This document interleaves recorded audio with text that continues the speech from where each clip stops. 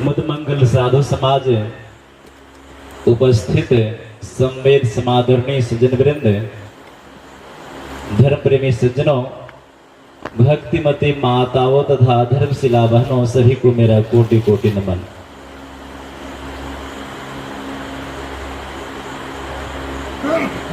परम प्रभु परमात्मा की कृपा से और परमाराध्य गुरु महाराज के आशीर्वाद से और इस आश्रम के संस्थापक ब्रह्मलीन पूज्यपाद स्वामी नित्यानंद महाराज की तपोभूमि की महती कृपा से आज इसे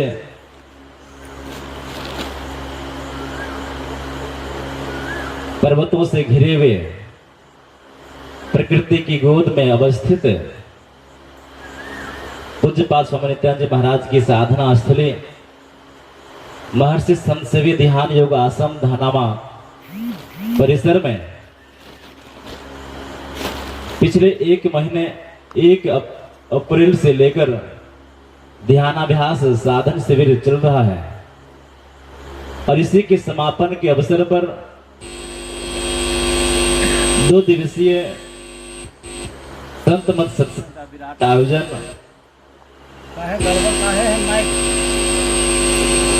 में अभी हम लोग प्रथम दिन के प्रथम पाली में उपस्थित हैं।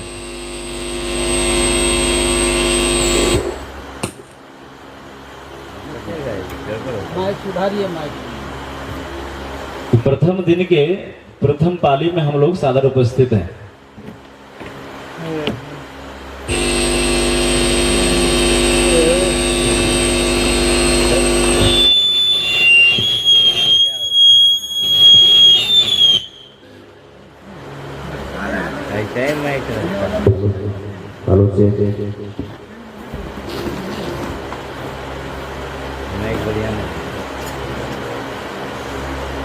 प्रथम दिन के प्रथम पाली में हम लोग सादर उपस्थित हैं। जैसा कि हम आपको मालूम है, यह कर्मभूमि पूज्यपाद स्वामी नित्यानंद महाराज की रही है। कर्मभूमि के साथ साथ साधना भूमि रही है। स्वामी नित्यानंद महाराज को बहुत कम लोग जान पाए। उनकी रंगनी गहनी बिल्कुल साधारण है। जो उनके निकट जो उनका विशेष संग किए, कुछ लोगों को ही उनके समझ में क्या था। उन्हीं के कोई प्रताप से आज धनावा आश्रम सुशोभित है।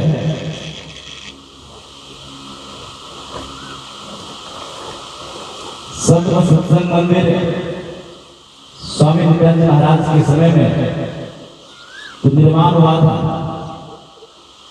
उसी मंदिर का पुनर्निर्माण मेरे सानिध्य में हुआ, जो प्रत्यक्ष अभी आश्रम परिसर में है। और पूज्यपाद स्वामी नित्यानंद महाराज की स्मृति मंदिर भी पुनर्निर्माण हुआ है। और परमाराध्य गुरु महाराज का भव्य सिंहासन बनकर तैयार है। सत्संग मंदिर में शोभायमान है। इन तीनों का लोकार्पण आज है। इस अवसर पर हम लोग महर्षि आश्रम कुंपा घाट सिद्धपीठ से पधारे हुए महात्मा लोगों का ज्ञानमयी गंगा में स्नान करेंगे। आप लोगों के सामने बोलने के लिए नहीं आया है। आप लोग हमें पिछले 1 महीने से सुनते आ रहे हैं। मेरी कुछ बातों का आदेश है। अभी हम लोगों ने सत्संग रूप से पाठ श्रवण किया। वेद मंत्र से पाठ में आया, ओम युंजानं प्रथमं मनस्तत्वाय सविताधियम अग्नेर ज्योतिर्विचाय पृथ्व्याद्या भरत। वेद भगवान संसार के लोगों को, संसार के मनुष्यों को उपदेश करते हैं कि मनुष्यों, जगत प्रसव करता ईश्वर का तत्व ज्ञान प्राप्त करना चाहते हैं तो बुद्धि योग करो। और उस बुद्धि योग के संबंध में हमारे परमानंद महाराज ने कहा वह सत्संग है। जब तक सत्संग हम आप नहीं करेंगे तब तक प्रभु परमात्मा के तत्व ज्ञान को नहीं जान सकते। तत्व ज्ञान का अर्थ क्या होता है?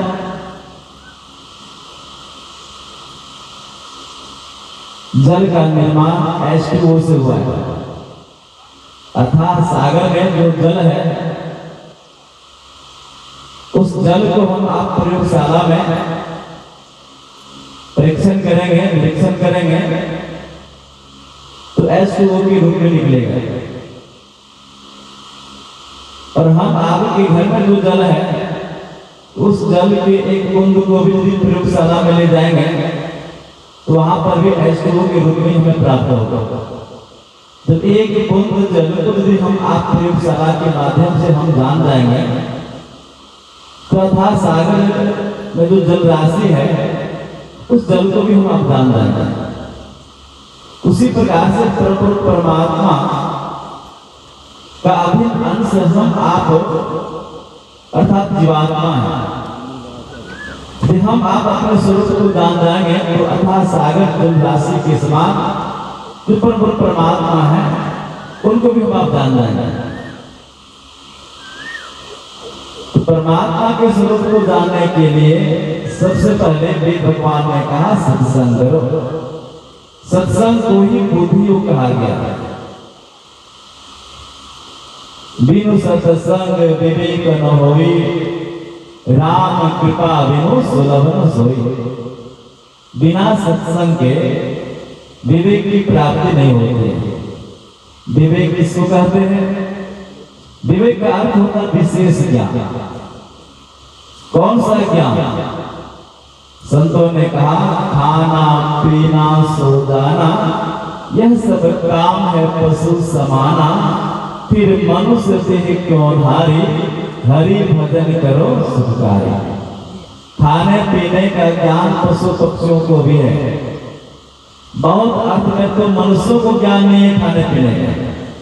पशु पक्षियों को तो ज्ञान है, आहार निद्रा भय मैथुन का ज्ञान पशु पक्षी को है। लेकिन जो मानव विवेकशील प्राणी कहलाते हैं मनुष्यों को ज्ञान नहीं है कि उन्हें क्या खाना चाहिए, किस प्रकार के वस्त्र पहनना चाहिए, कहाँ क्या बोलना चाहिए, मनुष्यों को ज्ञान नहीं है। इसलिए संतों ने कहा कि बहुत अर्थ में मनुष्य से बहुत श्रेष्ठ पशु पक्षी है। लेकिन पशु पक्षी के शरीर को प्राप्त कर हम आप परमात्मा की भक्ति नहीं कर सकते। इसलिए भगवान राम ने कहा बड़े भाग मानुष तन पावा, सुर दुर्लभ सब ग्रंथ ही गावा, साधन धाम मोक्ष कर द्वारा। मानव का शरीर साधन का घर है और मोक्ष का द्वार है। इस मोक्ष के द्वार को हम आप कहां जानेंगे? तो वेद भगवान ने कहा मोक्ष अर्थात मुक्ति प्राप्त करना चाहते हो, सदा सदा के लिए जीवन मुक्त होना चाहते हो, आवागमन के चक्र से आप छुटकारा पाना चाहते हैं, गुरुदेव ने कहा तो इसके लिए सत्संग करना होगा। सत्संग के माध्यम से विशेष ज्ञान की प्राप्ति होगी। परम परमात्मा के संबंध में हम आप जानेंगे, उनके स्वरूप और उनकी प्राप्ति का साधन क्या है, इन बातों को हम आप सत्संग के माध्यम से ही जानते हैं। इसलिए परमानंद महाराज कहा करते थे कि सत्संग जब तक नहीं करेंगे तब तक बुद्धि परिपालित नहीं होगी, अर्थात बुद्धि का शुद्धिकरण नहीं होगा। हमारी बुद्धि मलिन है तो कुसंग कर लेते हैं, कुसंग करने के बाद संसार की तरफ जाते हैं। इसलिए संसार की तरफ से हम विमुख होकर परम गुरु परमात्मा की तरफ जाने के लिए जो ज्ञान है वह ज्ञान सत्संग के माध्यम से मिलता है। इसलिए भगवान राम ने भी कहा, बड़े भाग पाए सत्संगा बिनहि प्रयास होई भवभंगा। बड़े भाग से संत का दर्शन होता है, स्पर्शन होता है। इसलिए सभी संतों ने कहा सत्संग करो, बोधियो करो। हमारे बोधि तत्व ज्ञान में सम्मिलित हो जाए, परम परमात्मा की प्राप्ति के तरफ जो साधन है उधर हमारी बुद्धि चली जाए। इसके लिए बिना संत का नहीं हो सकता है। बिन दया संतन की में ही जानना इस राह को, हुआ नहीं होता नहीं वो हो नहारा है नहीं। इसलिए गुरुदेव ने कहा यह सत्संग एक दिन करने की चीज नहीं है, रोज रोज कीजिए, बारंबार सत्संग कीजिए। नित सत्संगति करो बनाई, अंतर बाहर द्वेष दिभाई। धर्म कथा बाहर सत्संगा, अंतर सत्संग ध्यान रखा। बाहरी सत्संग और आंतरिक सत्संग। तो पूज्यपाद स्वामी नित्यानंद जी महाराज की कृपा से, उनके आशीर्वाद से 2003 ईस्वी से इस आश्रम में दोनों प्रकार के सत्संग होते आ रहे हैं। एक महीने अप्रैल पूरे और एक महीने अक्टूबर। तो ध्यान अभ्यास साधन शिविर में दोनों प्रकार के सत्संग हम आपको मिलता है। बाहरी सत्संग भी मिलता है और आंतरिक सत्संग भी मिलता है। इसलिए गुरुदेव ने कहा कि दोनों प्रकार के सत्संग सबको करना चाहिए। सत्संग का अर्थ क्या है? सत्य का संग। सामान्य भाषा में कहा जाए तो सत्य का संग हो जाएगा, सत्संग मिल जाएगा। तो सत्य का ज्ञान ही नहीं है तो सत्संग करेंगे किसे? इसे सत्य के ज्ञान के बारे में ही संत महात्मा लोग जब आते हैं, जब उनका समागम होता है तो संत महापुरुषों के माध्यम से उस सत्स्वरूप परमात्मा को हम जानते हैं। जब हम उस सत्स्वरूप परमात्मा को जान लेते हैं तब उनका असली संग अंदर में होता है। तो बाहरी में धर्म कथा प्रसंग, गुरुदेव ने कहा धर्म कथा बाहर सत्संगा, अंतर सत्संग ध्यान भंगा। बाहरी धर्म कथा प्रसंग संत महापुरुषों के माध्यम से और उसी सत्संग करते करते, संत महापुरुषों का संग करते करते, अभी कबीर साहब की वाणी सुन रहे थे, मैं तो आन पड़ी चोरन के नगर, सत्संग बिना जिए तरसे। इस सत्संग में लाभ बहुत है, तुरंत मिलावे गुरु से। तो सत्संग में प्रथम लाभ क्या होता है? गुरु की पहचान हो जाती है। जब गुरु की पहचान हो जाए, जब गुरु मिल जाए, तब गुरु के सानिध्य में बैठेंगे, तब ऐसे संत सद्गुरु आंतरिक सत्संग के बारे में बताएंगे। बाहरी सत्संग को धर्म कथा प्रसंग के माध्यम से हमें कुछ ज्ञान होता है, हमारी बुद्धि परिपालित होती है। लेकिन वास्तविक सत्संग करने के लिए जब तक गुरु के पास नहीं जाएंगे, गुरु से ज्ञान नहीं लेंगे, गुरु मुख नहीं होंगे, तब तक हम आप आंतरिक सत्संग नहीं कर सकते। इसलिए सत्स्वरूप परमात्मा का स्वरूप का निर्णय सबसे पहले सत्संग में होता है। वह परमात्मा कैसे है इसको हम आप संतों के माध्यम से जानते हैं। माताओं से आग्रह है कि जब तक सत्संग चल रहा हो तब तक आप अपने आसन पर बैठेंगे, तो साथ ही बात मत कराएंगे। बोलिए श्री गुरु महाराज की। तो मैं कह रहा था जब तक संत महापुरुषों का संग नहीं करेंगे तो गुरु मिलेंगे नहीं। इस सत्संग में लाभ बहुत है, तुरंत मिलावे गुरु से। मूर्ख जन कोई सार न जाने, सत्संग में अमृत रस। तो सत्संग में दो प्रकार की वर्षा होती है। अमृत की वर्षा दो प्रकार से, एक तो शब्दमयी अमृत की वर्षा बाहरी सत्संग में धर्म कथा के माध्यम से, और जब सदगुरु के पास हम आप जाएंगे और सदगुरु से जब दीक्षा ग्रहण कर लेते हैं, और जब हम आप साधन करेंगे, साधन किस प्रकार से करेंगे? तो महर्षि संत महाराज ने कहा, करो तुम साधना मन से, सफलता हाथ है तेरे, निश्चल भक्ति कर गुरु की, सहायक साथ है तेरे। किस प्रकार से भक्ति करेंगे? तो कहा निश्चलता पूर्वक गुरु महाराज की भक्ति कीजिए। साधन आंतरिक सत्संग करने के लिए साधन करने का सोचा है।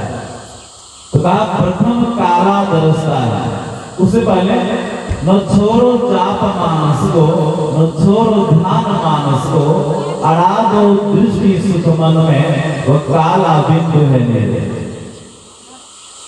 सत्संग का अर्थ बहुत व्यापक है, लेकिन बाहरी सत्संग तो धर्म कथा प्रसंग के माध्यम से हम आप सुनते हैं, उससे हमारे बौद्धिक परिमाण होते हैं, लेकिन आंतरिक सत्संग करने के लिए जब तक हम आप गुरु के निकट नहीं जाकर साधन करने की विधि नहीं जानेंगे, वो साधन क्या है? तो संत मत के प्रकांड और परमात्मा गुरु महाराज के मस्त स्वरूप महर्षि संत महाराज ने स्पष्ट कहा, न छोड़ो जाप मानस को, न छोड़ो ध्यान मानस को, अड़ा दो दृष्टि सुख मन में, वो काला बिंदु है मेरे।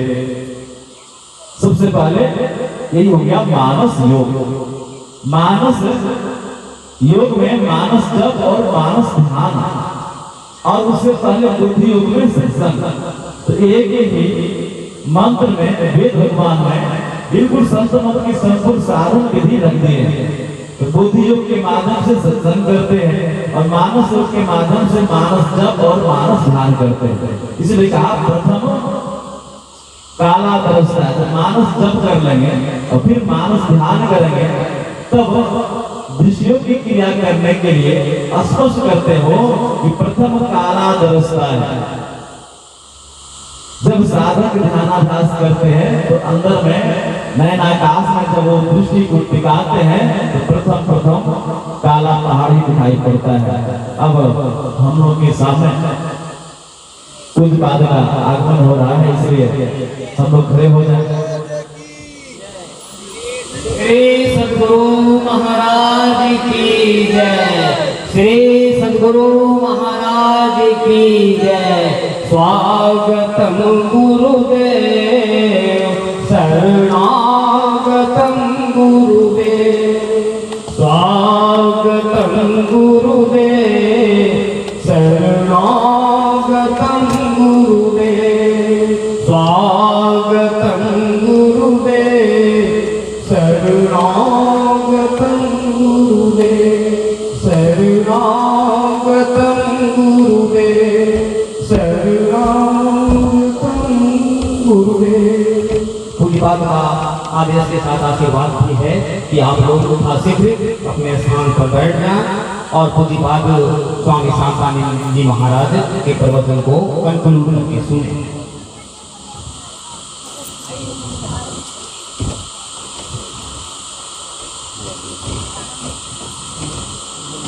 बोलिए श्री सद्गुरु महाराज की जय।